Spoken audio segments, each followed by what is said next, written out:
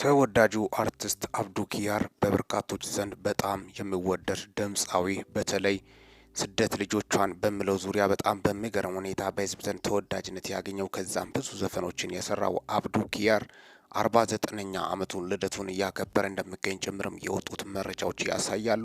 አብዱኪያር በጣም ጨዋ፣ ልቡ ንጹህ፣ ሆዱ ምንም የሌለበት በጣም የተረጋጋና የሰከነ ወጣት ብቻ ፈታ ማለት የሚወድ ብቻ ኢትዮጵያዊ እንደሆነ ጭምርም በርካቶችም የአራዳ ልጅ በማለትም ይገልጹታል። አብዱኪያር 49ኛ ዓመቱን ልደት እያከበረ እንደሚገኝ ጭምርም ነው። 49ኛ ዓመቱን በማስመልከት ልጁም በአሜሪካ በተመሳሳይ ሰዓት እንደተመረቀ ጭምርም ነው የወጡት መረጃዎችም የሚያሳዩት።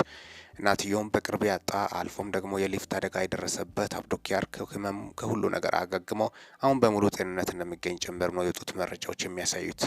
መልካም ልደት በማለትም በርካቶቹ እየገለጹ ስለሚገኙ እኛም ከሚዲያችን መልካም ልደት በማለት ለአብዱኪያር ለማስተላለፍ እንወዳለን።